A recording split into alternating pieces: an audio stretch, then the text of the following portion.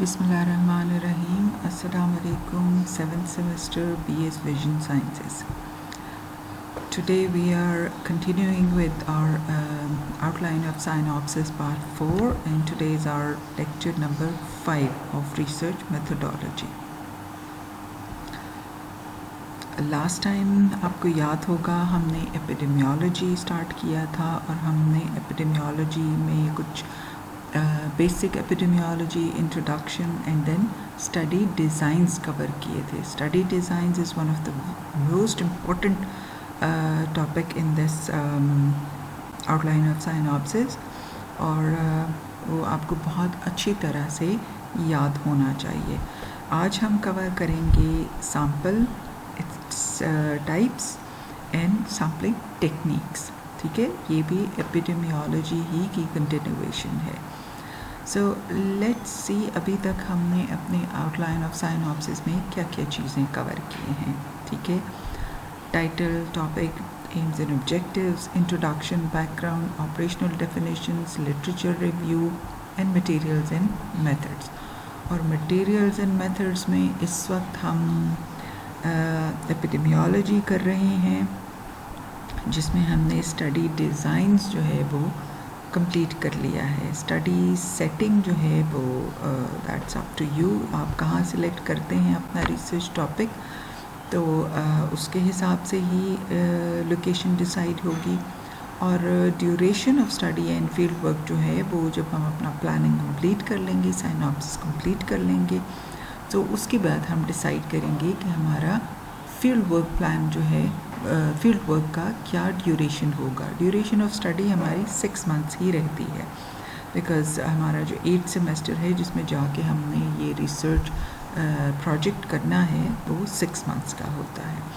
सो आज हम कवर करेंगे the one which you can see in the green, highlighted in the green, sampling, sample size, sampling techniques.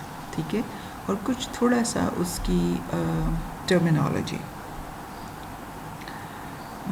इसके बाद आप देख सकते हैं कि हमारे पास सिर्फ 2 टॉपिक्स रह जाते हैं, मेन टॉपिक्स. ठीक है, छोटे छोटे टॉपिक्स अभी काफ़ी सारे रहते हैं, बट 2 हमारे पास मेन बड़े टॉपिक्स रह जाएंगे, जिनको हम कोशिश करेंगे कि हम जून के महीने में ही कंप्लीट कर लें. So what is a sample?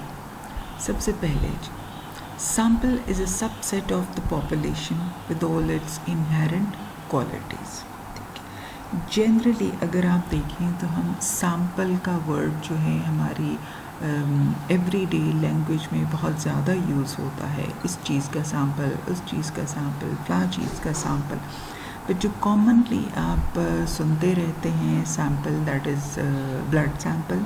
ठीक है, कभी आपने ब्लड टेस्ट करवाना है तो आप लेबॉरेटरी में जाते हैं और वहाँ क्या होता है, आपका ब्लड सैंपल लिया जाता है, नॉट द होल ब्लड. ठीक है, पूरी बॉडी का ब्लड निकाल के उसका टेस्ट नहीं किया जाता, बट कि एक छोटा सा sample, just a few millimetre of sample is taken out of the body, out of the blood, और उसके ऊपर टेस्ट किया जाता है. ठीक है, सो वो जो एक ब्लड का सैंपल है वो एक सबसेट होता है of the total blood with in the body with all it's inherent qualities. ठीक है, all it's inherent qualities. Body में अब जो ब्लड सर्कुलेट कर रहा है उसमें बहुत सारी क्वालिटीज़ हैं. उसमें वाइट ब्लड सेल्स हैं, उसमें रेड ब्लड सेल्स हैं, उसमें हीमोग्लोबिन है, उसमें बहुत सारे माइक्रोन्यूट्रिएंट्स होते हैं, उसमें बहुत सारे ब्लड गैसेस होते हैं. तो जब हम सैंपल एक टेस्ट करने के लिए देते हैं तो वो तमाम क्वालिटीज़ उसके अंदर मौजूद होती हैं. और just with a few millimetres of a sample आप चाहें तो ब्लड शुगर टेस्ट करवा लें, चाहे तो RBCs टेस्ट करा लें, चाहे तो WBCs करा लें, चाहे ब्लड गैसेस करा लें. तो वो तमाम इनहेरेंट क्वालिटीज़ जो ब्लड की हैं वो उस छोटे से सैंपल में मौजूद होती हैं. So technically sample is a subset of the population with all its inherent qualities. यहाँ चूँकि हम रिसर्च की बात कर रहे हैं और हमने पॉपुलेशंस के ऊपर अपनी रिसर्च करनी है, सो हम पॉपुलेशन में से सैंपल ले रहे हैं। सैंपल किसी भी चीज़ का हो सकता है। ये तो हो गया सैंपल, एक बड़ी चीज़ में से एक छोटा सा उसी का एक पार्ट निकाल कर एक सबसेट निकालते हैं तो उसे हम कहते हैं सैंपल। ठीक है, अब सैम्पलिंग क्या होती है? आपको हेडिंग में दो चीज़ें नज़र आ रही होंगी, एक सैंपल और एक सैम्पलिंग। ठीक है, then what is sampling? Sampling अगर आप देखें, it is the process of selecting number of study units from a defined study population. ठीक है, ये कुछ टर्मिनोलॉजी आपको अभी क्लियर नहीं होगी, आगे जाके हम अभी अगली स्लाइड्स में डिटेल में देखते हैं।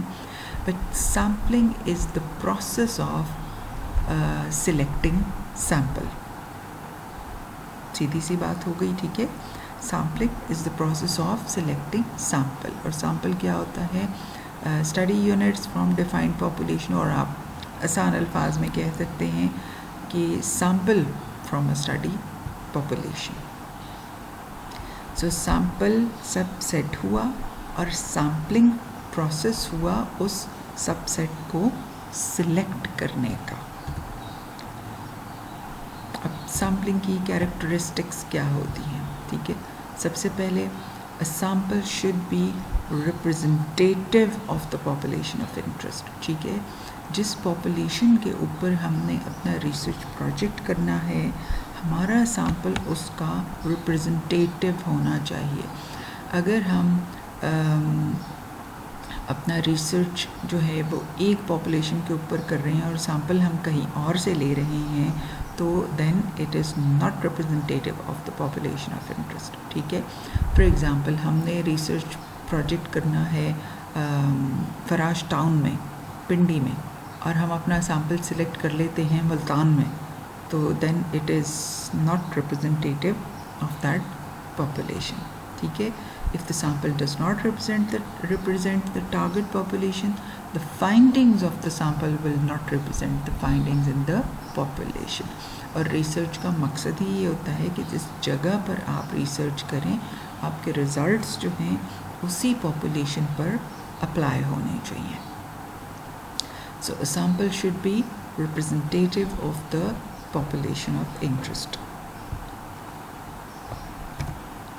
Second, a sample must be sufficiently large to give the true picture of the population।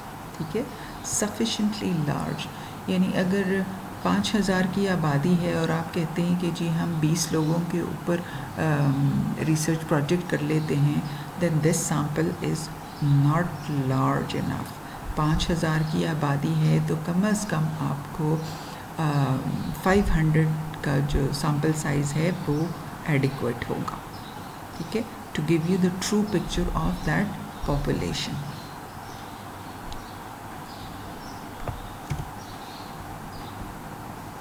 और थर्ड नंबर पे there must be adequate coverage of the sample. जैसे मैंने आपको एग्जांपल दी कि 5000 की पॉपुलेशन में अगर आप 500 सेलेक्ट करते हैं एज ए सैम्पल और आप उसके ऊपर अपना रिसर्च प्रोजेक्ट करना चाहते हैं, फॉर सम रीज़न्स आप उसको नहीं कर पाते और आप सिर्फ 100 कर पाते हैं, 500 आपका सैम्पल है और आपने 100 लोग कवर किए हैं, then that is not an adequate coverage, this is an inadequate coverage, और जो आपको उस पॉपुलेशन की ट्रू पिक्चर नहीं दे सकता। So there must be an adequate coverage of the sample. Normally research के अंदर हम कोशिश करते हैं कि मैक्सिमम सैम्पल जो है उसको कवर कर सकें, यानी 99% सैम्पल जो है उसको कवर कर सकें। तो अगर आपने 500 का सैम्पल है तो कम से कम 450 to 500 के दरमियान में आपकी कवरेज जो है वो होनी चाहिए। सो सैम्पल की क्या क्या कैरेक्टरिस्टिक्स हुई? सबसे पहले it should be representative of the population, जहाँ से उसको सिलेक्ट किया जाए। It must be sufficiently large to give a true picture of the population, and lastly there must be an adequate coverage of the selected sample। ठीक हो गया। अच्छा, अब हम कुछ कॉमन टर्मिनोलॉजी यूज़ करते हैं रिसर्च की लैंग्वेज जो होती है या सैम्पलिंग के अंदर स्पेशली हम यूज़ करते हैं। तो ये टर्म्स आपको बिल्कुल फिंगर टिप्स पे याद होनी चाहिए, बिकॉज़ आगे जाकर अब हम सिर्फ यही टर्मिनोलॉजी यूज़ करेंगे, हम उसको बार बार एक्सप्लेन नहीं करेंगे, ठीक है। सो टारगेट पॉपुलेशन या population of interest. Target population का क्या होती है? Population from which the sample is taken और अ सैम्पल इज़ ड्रॉन। जैसे पीछे हमने कहा कि जहाँ से सैम्पल आपने सिलेक्ट किया है टारगेट पॉपुलेशन में से, तो वो उस टारगेट पॉपुलेशन का रिप्रेजेंटेटिव होना चाहिए, ठीक है। सो target population, population from which sample is drawn. Study population, population actually included in the study. आपकी स्टडी में कौन कौन से लोग इंक्लूडेड हैं उसको हम कहते हैं स्टडी पॉपुलेशन। इसके बाद reference population, population to which results will apply, ठीक है। ये अब 3 डिफरेंट चीज़ें हो गई, target population, study population and reference population. Target population जहाँ से सैम्पल ड्रॉ करना है, फॉर एग्ज़ाम्पल हमने रावलपिंडी डिस्ट्रिक्ट में से अपना सैम्पल ड्रॉ करना है।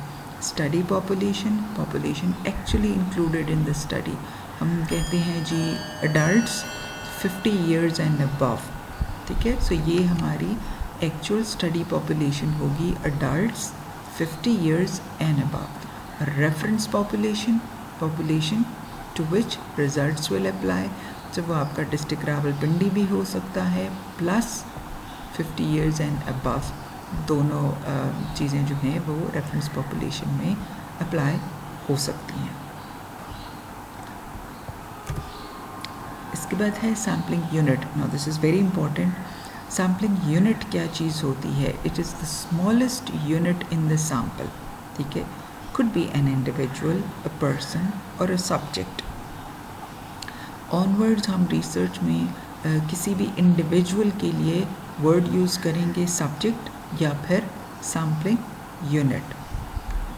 सैम्पलिंग यूनिट एक हाउस होल्ड भी हो सकता है। अगर हम कोई ऐसा सर्वे करने जा रहे हैं जिसमें हमने किसी हाउस होल्ड से इंफॉर्मेशन कलेक्ट करनी है, बहुत सारे हाउस होल्ड से इंफॉर्मेशन कलेक्ट करनी है, तो फिर हमारा सैम्पलिंग यूनिट जो है वो हाउस होल्ड हो जाएगा बजाय एक इंडिविजुअल के।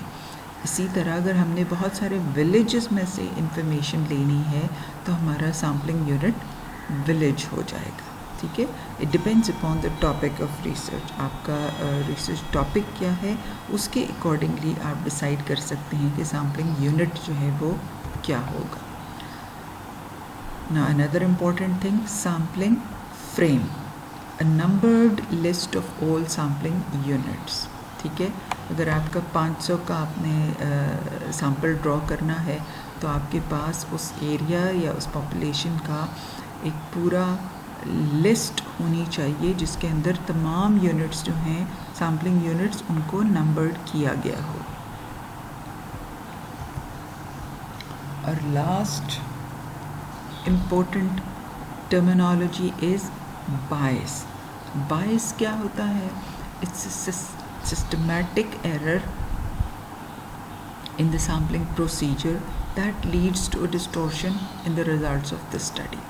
अच्छा, सैम्पल चूँकि हम कैलकुलेट करते हैं, ठीक है, आगे जाकर आप इसको ज़्यादा डिटेल में देखेंगे। तो सैम्पल चूँकि हम कैलकुलेट करते हैं और ये बहुत सारी इसमें चीज़ें इन्वॉल्व होती हैं, target population, study population, sampling unit, sampling frames, तो उसमें कहीं ना कहीं कुछ ना कुछ ऐसे एरर्स आ जाते हैं जिसकी वजह से आगे जाकर हमारे स्टडी रिज़ल्ट्स जो हैं वो थोड़े बहुत इफ़ेक्ट होते हैं। तो उसको, उस सिस्टमेटिक एरर को हम बायस कहते हैं। वो हर स्टडी में थोड़ा बहुत आ जाता है और थोड़ा बहुत जो है वो इग्नोर किया जा सकता है, but it shouldn't be that much that it effects this authenticity of your study. आपकी स्टडी की जो ऑथेंटिसिटी है वो बायस से इफ़ेक्ट नहीं होनी चाहिए, ठीक है। अच्छा, if I can give you a very simple example of a sampling frame, तो आपका जो क्लास की वो होती है ना अटेंडेंस शीट, जिसके ऊपर आप अटेंडेंस लगाते हैं, तो वो आप एक सैम्पलिंग फ्रेम के तौर पे ले सकते हैं, जिसमें आपकी क्लास के तमाम लोगों के नाम लिखे हुए होते हैं, ठीक है। सो एक नंबर्ड लिस्ट होती है, तो आप कह सकते हैं कि उस लिस्ट में सैम्पलिंग यूनिट जो है वो एक पर स्टूडेंट है, ठीक है। और सैम्पलिंग फ्रेम, आपकी अटेंडेंस शीट जो है वो एक सैम्पलिंग फ्रेम है। ओके, अब हमारे पास सैम्पलिंग की कुछ टेक्निक्स हैं, ठीक है। And remember you have to use all these techniques in your research projects. जब आप अपना रिसर्च प्रोजेक्ट करेंगे तो साइनॉप्सिस बनाएंगे, तो ये टेक्निक्स आपको उसमें यूज़ करनी पड़ेंगी, ठीक है। कोई ना कोई टेक्निक आपको उसमें यूज़ करनी पड़ेगी। अभी आपके क्लास में से पीछे मुझे किसी ने मैसेज किया कि वो अपना साइनॉप्सिस लिखना चाहते हैं, लेकिन उनको सैम्पलिंग की समझ नहीं आ रही है। सो हूएवर दैट वाज, अब आज आपको सैम्पलिंग की समझ आ जाएगी और आप अपना साइनॉप्सिस जो है वो दोबारा से लिख सकते हैं, ठीक है। सो सैम्पलिंग की कितनी टाइप्स होती हैं? हमारे पास सैम्पलिंग की बहुत सारी टाइप्स होती हैं, लेकिन हम इस वक्त मेन जो टॉपिक्स टाइप्स पढ़ेंगे वो होंगी प्रोबेबिलिटी एंड नॉन प्रोबेबिलिटी, ठीक है। हम आगे इसको डिटेल में देखते हैं, बट पहले मैं आपको इसकी टाइप्स थोड़ी सी बता दूं क्या क्या टाइप्स हैं। So probability and non probability. Probability में आगे हमारे पास है simple random sampling, cluster sampling, systematic sampling and stratified sampling. जबकि हमारे पास नॉन प्रोबेबिलिटी में है कन्वीनियंस सैम्पलिंग या कन्वीनियंट सैम्पलिंग और पर्पसिव सैम्पलिंग, जिसको जजमेंटल सैम्पलिंग भी कहते हैं, ठीक है। इसके अलावा इसकी बहुत सारी टाइप्स हैं, प्रोबेबिलिटी की और नॉन प्रोबेबिलिटी की और बहुत सारी टाइप्स हैं, but for time being at the PS level ये जो 6 टाइप्स हैं, 2 नॉन प्रोबेबिलिटी की और 4 प्रोबेबिलिटी की, ये इस वक्त आपके लिए more than enough. Okay, let's see probability sampling क्या है। प्रोबेबिलिटी क्या होती है? हम रूटीन डेली अपनी रोज़मर्रा की ज़बान में बहुत ज़्यादा ये वर्ड यूज़ करते हैं। प्रॉबेबली ऐसा हो जाए, प्रॉबेबली ऐसा ना हो, शायद ऐसा हो जाए, शायद ऐसा ना हो, ठीक है। शायद यानी कुछ भी हो सकता है, प्लस या माइनस। सो प्रोबेबिलिटी सैम्पलिंग जहाँ पे each element, subject, person or individual unit has the same chance of being included or selected in the study, ठीक है। probability sampling where each sampling unit has the same or equal chance of being selected in the study। अभी मैंने आपको example दी आपकी attendance sheet. सो उस attendance sheet में अगर आपकी क्लास में 25 लोग हैं, तो उस 25 में से अगर मुझे 5 सिलेक्ट करने हैं तो मैं क्या करूँगी? मैं आपकी अटेंडेंस शीट लूँगी और उसको एज सैम्पलिंग फ्रेम यूज़ करते हुए 5 लोगों को सिलेक्ट कर लूँगी। तो आप देखेंगे कि उस सैम्पलिंग फ्रेम में या आपकी जो अटेंडेंस शीट होगी, everybody would get an equal chance of being selected, ठीक है। हमारे पास कोई प्री सेट आइडिया नहीं है, क्राइटेरिया नहीं है कि इसको सिलेक्ट करना है और इसको नहीं करना, ठीक है। सो प्रोबेबिलिटी सैम्पलिंग जहाँ पे तमाम सैम्पलिंग यूनिट्स को इक्वल चांस मिलता है स्टडी के लिए सिलेक्ट होने का, ठीक हो गया।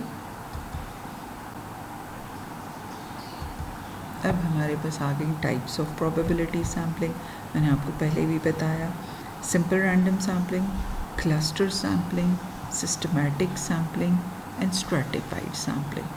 अच्छा, ये चारों को अभी हम थोड़ा थोड़ा डिटेल में देखते हैं, बट इन चारों को हम आगे पीछे कंबाइन भी कर सकते हैं। एक ही स्टडी में हम इसको कंबाइन भी कर सकते हैं, किसी दो को कंबाइन कर सकते हैं, एक को भी ले सकते हैं, दो को भी ले सकते हैं, चार को कंबाइन भी ले सकते हैं, ठीक है। So we'll see it in detail and then we decide how can we combine 1 or 2 or 3 or even 4 different techniques for our study. Again, it depends upon your topic of research. सबसे पहले आ जाती है हमारे पास simple random sampling. Simple random sampling, जैसे कि आप नाम से देख रहे हैं सिंपल, ठीक है। Random sampling, what is random? Randomization, ठीक है, जिसमें आप कोई सेट क्राइटेरिया नहीं यूज़ करते, आप किसी को भी सिलेक्ट कर सकते हैं। तो सैम्पलिंग यूनिट इस कंडीशन में, सिंपल रैंडम सैम्पलिंग में, या इसको हम SRS भी कहते हैं, ठीक है। तो सिंपल रैंडम सैम्पलिंग में हमारा जो सैम्पलिंग यूनिट है वो एक इंडिविजुअल है, या एक पर्सन है, या एक सब्जेक्ट है, right. So each individual in the target population has an equal chance of being selected. A sampling frame of all sampling units in the target population is prepared, and a sample, that is a set of individual, is selected randomly, ठीक है। Randomization, randomly select कैसे करते हैं? आप कोई से random numbers draw कर सकते हैं। फॉर एग्ज़ाम्पल, जो कि आपके अटेंडेंस शीट की एज सैम्पलिंग फ्रेम एग्ज़ाम्पल चल रही है, तो मैं आपको उसी में से बताती। सो 25 लोग हैं, मैंने 5 सेलेक्ट करने हैं, तो मैंने रैंडम नंबर्स ड्रॉ किए, 5, 16, 22, 25, 11, ठीक है। ये मैंने 5 नंबर्स रैंडमली सिलेक्ट किए। अब इन नंबर्स पे से 5 पे, 11 पे, 16 पे, 22 पे और 25 पे जिसका भी नाम होगा तो उसको हम सिलेक्ट कर लेंगे, ठीक हो गया। सो उस पर किसी को एतराज़ नहीं होगा कि जी मुझे नहीं सिलेक्ट किया और दूसरे को जी फेवरेटिज़म दी गई, ऐसा कुछ नहीं होता। रैंडमाइजेशन में ऐसी कोई चीज़ नहीं होती। सो सैम्पलिंग फ्रेम, और उसमें से रैंडमली सैम्पल जो है वो ड्रॉ किया जाता है, और इस कंडीशन में सैम्पलिंग यूनिट क्या है? वो एक पर्सन या एक इंडिविजुअल है। क्लियर? सेकंड में हमारे पास आ गया क्लस्टर सैम्पलिंग। अब वर्ड क्लस्टर एक आम डेली यूज़ का वर्ड है। आपको पता है क्लस्टर क्या होता है? एक ग्रुप, ठीक है। अगर आप डिक्शनरी में इसका मतलब देखें तो क्लस्टर इज़ गुच्छा, ठीक है, गुच्छा, एक बंच। सो यहाँ पर जैसे कि हमने ऊपर देखा, सिंपल रैंडम सैम्पलिंग में हमारे पास सैम्पलिंग यूनिट जो है वो 1 इंडिविजुअल है, 1 पर्सन, 1 इंडिविजुअल, 1 सब्जेक्ट। लेकिन क्लस्टर सैम्पलिंग में हमारे पास सैम्पलिंग यूनिट जो है वो एक ग्रुप है, group of individuals, that is called a cluster. अब वो किसी कोई जैसे आपकी क्लास में ग्रुप्स बने हुए हैं, सो आपकी क्लास में 3 क्लस्टर्स हैं, ठीक है, 3 ग्रुप्स बने हुए हैं, ABC, cluster A, cluster B, cluster C। सो इसी तरह a cluster of 10 house holds, ठीक है, जिस तरह मैंने आपको बताया कि हम हाउस होल्ड्स पे भी कर सकते हैं, तो a cluster of 10 house holds, ठीक है। इस तरह अ क्लस्टर ऑफ 5 स्कूल्स, कुछ भी हो सकता है। A cluster of 3 different semesters.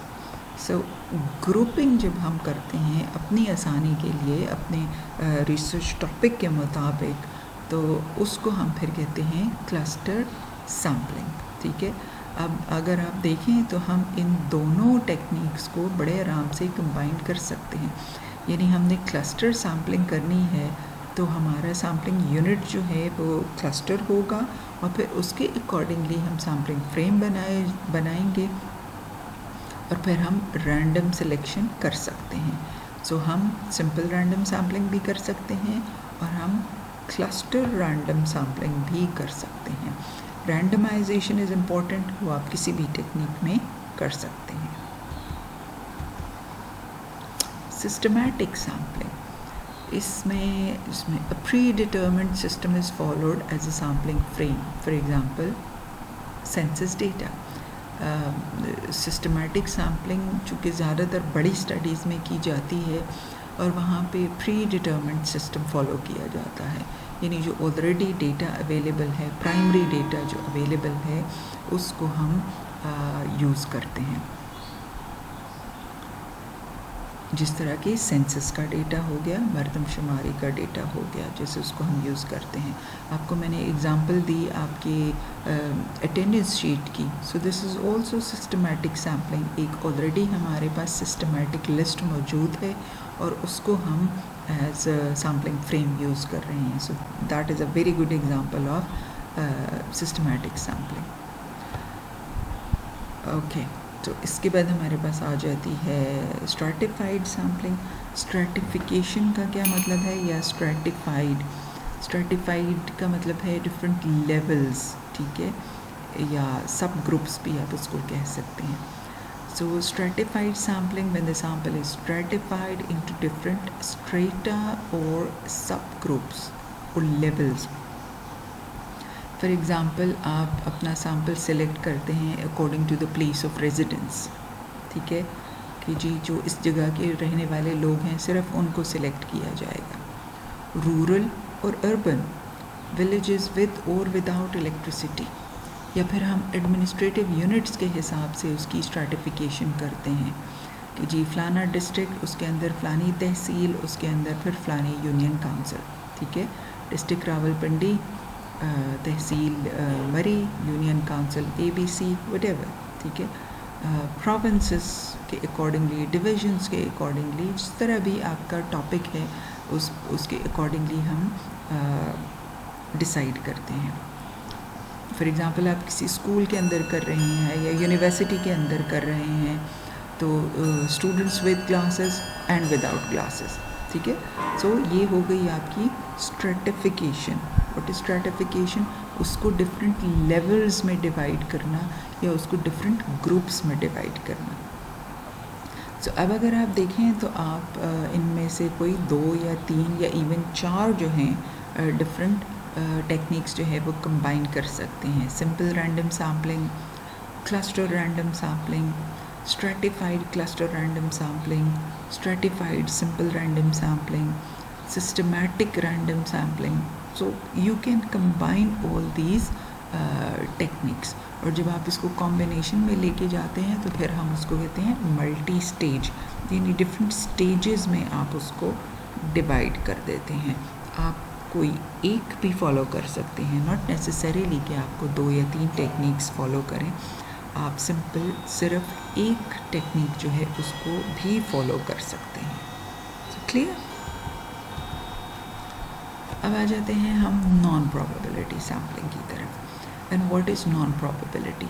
हमने सिंपली जिस तरह कहा ना कि प्रोबेबिलिटी में everybody has an equal chance of being selected, इसी तरह नॉन प्रोबेबिलिटी में each unit does not get equal chance to be selected, ठीक है. यहाँ पर हम ज़्यादातर नॉन प्रोबेबिलिटी के अंदर सैम्पल को ख़ुद सिलेक्ट करते हैं, ठीक है. और इसकी डिफरेंट टेक्निक्स हैं, अभी वो हम देखते हैं कि उसको हम कैसे सिलेक्ट करते हैं, किस क्राइटेरिया के ऊपर सिलेक्ट करते हैं.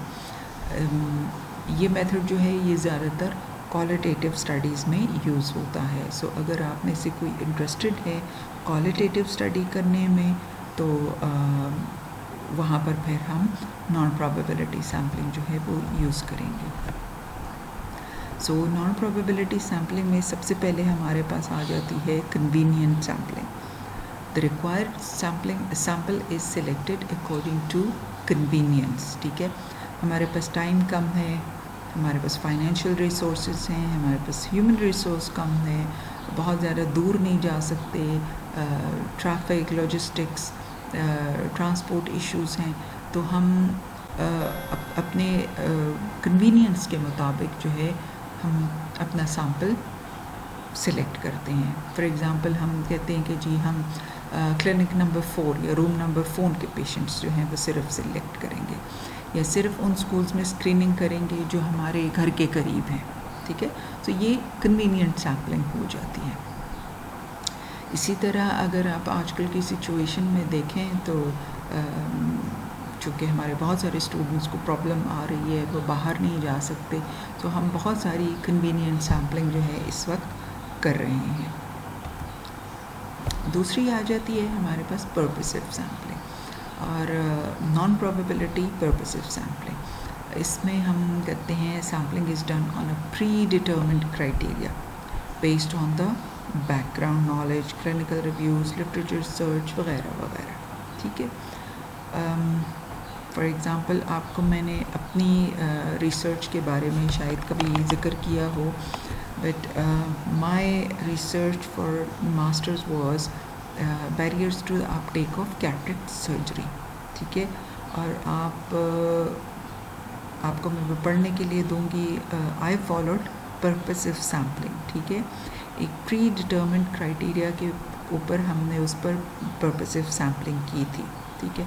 और ऑन पर्पस हमने वो पेशेंट्स स्टडी में इंक्लूड किए जो कि बायलैटरल कैटरेक्ट ब्लाइंड थे, लेकिन वो सर्जरी नहीं हुई थी, ठीक है। So barriers to the uptake of cataract surgery, यानी वो क्या रीजंस थे जिसकी वजह से बायलैटरल कैटरेक्ट ब्लाइंड पेशेंट्स जो थे वो सर्जरी नहीं कराना चाहते थे, क्लियर। सो उसमें एक प्री डिटर्मिन्ड क्राइटेरिया था कि जी सिर्फ वो पेशेंट्स इंक्लूड होंगे जो बायलैटरल कैटरेक्ट ब्लाइंड हैं और सर्जरी नहीं करवाना चाहते। सो ये ऑन पर्पस या जजमेंटल सैम्पलिंग हो गई। हमने एक पर्टिकुलर जजमेंट के ऊपर उनको सिलेक्ट किया या ऑन पर्पस सिलेक्ट किया।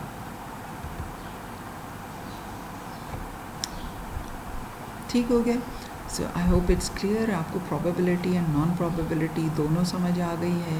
प्रोबेबिलिटी में simple random sampling, cluster random sampling, stratified sampling and systematic sampling, और नॉन प्रोबेबिलिटी में सिंपली कन्वीनियंस और पर्पसिव सैम्पलिंग, ठीक हो गया। अब हम इन दोनों टाइप्स, इन दोनों जो टेक्निक्स हैं sampling techniques, probability and non probability, उसके थोड़े से एडवांटेजेस और डिसएडवांटेजेस देखते हैं। So let's see probability sampling, जिसमें हम हर किसी को चांस दे रहे हैं कि वो सिलेक्ट हो।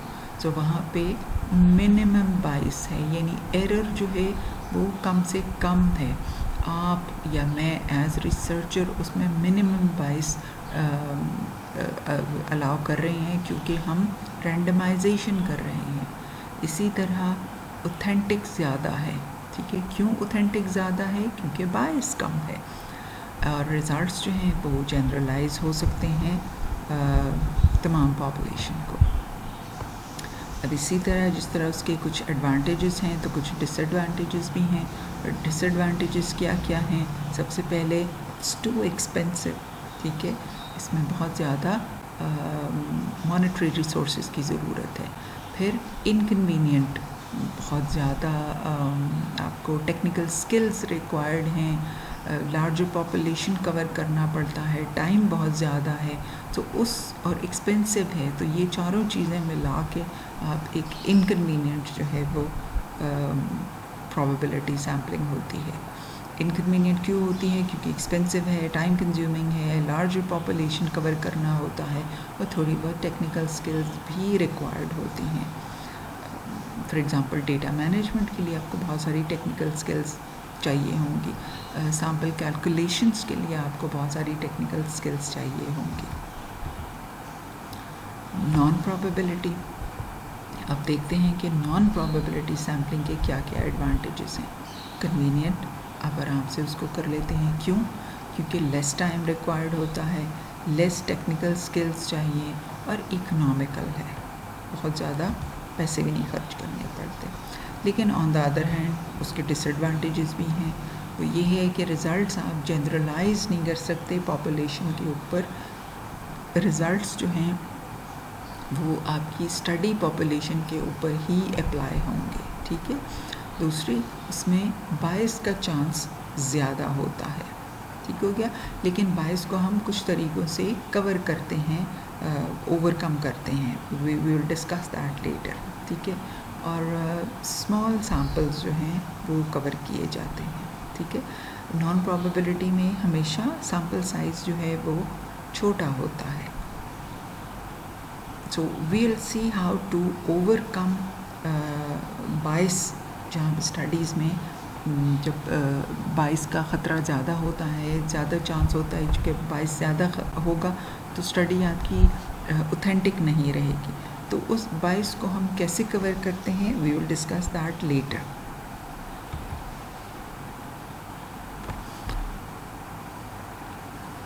आई hope you understand the sampling techniques. अब हमारे पास एक छोटी सी चीज़ और आ जाती है कि हमने अपनी स्टडी में किसको इंक्लूड करना है और किसको नहीं करना। इंक्लूजन क्राइटेरिया और exclusion criteria. Now exclusion and inclusion criteria, ये दोनों चीज़ें जो हैं ये हमारे पास हमारे स्टडी टॉपिक के हिसाब से आती हैं, ठीक है। It depends upon our research topics. हम क्या क्या रिसर्च टॉपिक सिलेक्ट करते हैं, सो उसी के अकॉर्डिंगली हम अपना inclusion and exclusion criteria set करते हैं। Inclusion criteria for study subjects who should be included in the research study as study subjects और स्टडी यूनिट्स। कौन हमारी स्टडी में शामिल होगा, कौन नहीं होगा, ठीक है। For example, children age 5 to 10 years will be included for screening for refractive errors in community ABC, who are residents of this community for the last 1 year and are not attending any school, ठीक है। ये एक वैसे ही एक hypothetical research topic है कि children age 5 to 10 years, screening of children age 5 to 10 years not attending school। तो उसके लिए inclusion criteria क्या हो जाएगा? उसके लिए इंक्लूजन क्राइटेरिया ये हो जाएगा कि 5 to 10 ईयर्स के जो बच्चे हैं जो स्कूल नहीं जाते और उस पर्टिकुलर कम्युनिटी में 1 साल से रह रहे हैं, तो वो हो जाएंगे हमारा इंक्लूजन क्राइटेरिया। दूसरी एग्ज़ाम्पल, जैसे अभी मैंने आपको कैटरेक्ट स्टडी की एग्ज़ाम्पल दी थी, तो उसमें adult age 50+ with bilateral cataract will be included in the study, ठीक है। तो inclusion criteria and exclusion criteria ये दोनों हम अपने रिसर्च टॉपिक्स के अकॉर्डिंगली बनाते हैं। Exclusion criteria, who should not be included और who should be excluded from your study. Same example पीछे जो मैंने आपको स्कूल स्क्रीनिंग की एग्जांपल दी, वहाँ आप 5 to 10 इंक्लूड कर रहे थे, यहाँ आप लेस देन 5 और मोर देन 10 ईयर्स जो है उसको नहीं इंक्लूड करेंगे। who are not the residents of this community or living here for less than 1 year, वो भी इंक्लूड नहीं होंगे। who are attending or enrolled in a school। सो हमने चूँकि कहा था कि हम आउट ऑफ स्कूल बच्चों की स्क्रीनिंग कर रहे हैं एग्जाम्पल में, तो हम अब जो बच्चे स्कूल जा रहे हैं उनको हम नहीं इंक्लूड करेंगे। क्लियर? एग्जाम्पल नंबर 2 सेम, जिस तरह हमने कहा था कि हम 50+ और बायलैटरल कैटरेक्ट को अपनी स्टडी में इंक्लूड करेंगे, तो अब हम एक्सक्लूड किसको करेंगे? Adults age 50 with unilateral cataracts, unilateral cataracts को नहीं करेंगे, एफेक्स और स्ट्रूड एफेक्स को नहीं करेंगे, और लेस देन 50 ईयर्स जो होंगे उनको भी नहीं करेंगे। सो हर स्टडी के अंदर, हर रिसर्च प्रोजेक्ट के अंदर आपको इंक्लूजन और exclusion criteria for study subjects जो है वो चाहिए होता है, वो ज़रूरी होता है। Clear?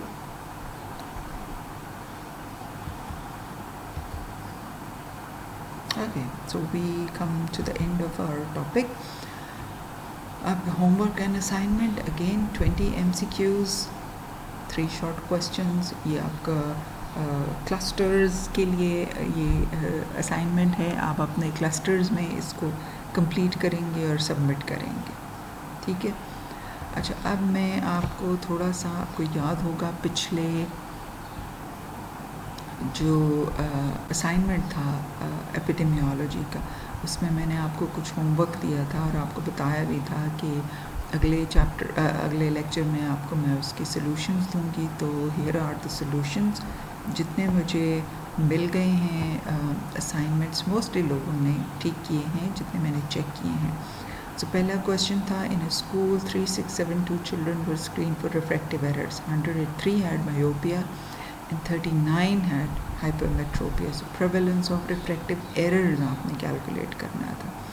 So number of total, ये आप children screen, ये आपका A+B हो गया। Number of children with myopia and number of children with hypermetropia, ये दोनों मिल के आपका A हो गया। 103 + 39 जो है ये A। So A divided by A+B multiply by 100। सो आपका प्रेवलेंस जो है वो 3.86 आ गया। ठीक हो गया। ओके, यहाँ थोड़ा ट्रिकी क्वेश्चन था, उल्टा, यानी district XYZ the prevalence of blindness is 1.2 while the population of this district is 9858. So how many people are blind? यहाँ पे आपको प्रेवलेंस दी हुई थी और आपको actual number of people find out करना था। So total population of the district XYZ 9858, prevalence of blindness 1.2%, यानी 100 में 1.2। So number of people blind, अगर 100 में 1.2 है, ये आपको परसेंटेज नज़र आ रहा होगा, तो 9858 में कितना है, x in 9858, और आप सिंपली उसको क्रॉस करके 1.2 मल्टीप्लाई बाय 9858 और डिवाइडेड बाय 100, उनके पास आ जाएगा 118 people are blind in district XYZ according to 1.2% prevalence। ठीक है, ये था जी हमारा incidence. At the beginning of the study, 637 people aged 40 to 50 were found at the risk of developing glaucoma. After 2 years, same group was examined and 9 were diagnosed with glaucoma. The remaining still at risk. None moved away or died during these 2 years. Calculate the incidence per year. So 637 लोग जो थे वो at risk थे शुरू में, study के beginning में, जो ग्लूकोमा डेवलप कर सकते थे।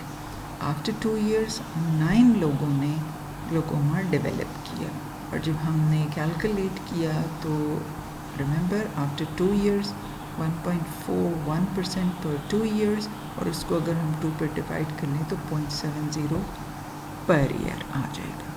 ठीक है, ये भी काफ़ी लोगों ने ठीक ही किया हुआ है। Okay, this is the last question. In a community of 5938 people 470 were diagnosed with COVID-19, all rest at the risk of developing COVID-19. After 6 months, another 830 people developed disease. Now, what is the incidence of COVID-19 in this community after 1 year? So total population कितनी थी हमारे पास, 5938, diagnosed 470, at risk, चूँकि हमने सिर्फ at risk मालूम करने हैं, और currently स्टडी के बिगिनिंग में 470 जो थे वो ऑलरेडी डायग्नोज थे। सो इसको हम माइनस कर लेंगे और 5468 हमारे पास रह जाते हैं जो कि रिस्क पर हैं of developing COVID-19. So after 6 months कितने लोग डायग्नोज हुए, 830, और अब ये 830 जो हैं ये एट रिस्क में से हमने कैलकुलेट करना है। Remember those who were at risk. So ये हमारे पास आ जाएगा 15% पर 6 months, और अगर हम 1 year के लिए करते हैं तो that will be 30% per year. ठीक है, ये कुछ लोगों ने ठीक किया है, कुछ ने थोड़ा गलत किया है, but you just go through it. If there is any problem you can ask me later. So that was the end of today's lecture, and I hope you understand sample and sampling techniques. एक चीज़ इसमें रह गई है और वो है to overcome the bias. तो मैंने इसलिए छोड़ दिया है कि अगले लेक्चर में फिर जब हम कैलकुलेशंस की तरफ आएंगे थोड़ा सा, और बाकी का जो हमारा साइनॉप्सिस का पार्ट्स रहते हैं उसके साथ हम इसको कवर करेंगे. But that is important, how to overcome bias in a study, in a quantitative study and in a qualitative study. ठीक है. So that was the end of today's lecture. I hope you understand. कोई problem हो तो do give me your feedback किसी तरीके से भी.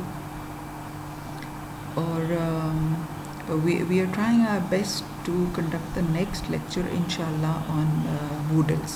ठीक है. Moodles का आपको जो IDs हैं वो आपको मिल चुकी होंगी यकीनन. और हम आपको जब मैं क्लास कंडक्ट करूँगी तो उससे पहले मैं आपको एक इंट्रोडक्टरी वीडियो उसकी भेज दूँगी जो कि आप 2-3 मिनट की, और उससे आपको अच्छी हेल्प मिल जाएगी कि आपने Moodle को में किस तरह एनरोल होना है, या आप ऑलरेडी एनरोल हो चुके हैं, आपने लॉगिन किस तरह करना है, और अपना पर्टिकुलर जो लेक्चर है वो किस तरह अटेंड करना है. Clear? So stay safe, stay healthy, and till the next lecture, Allah Hafiz.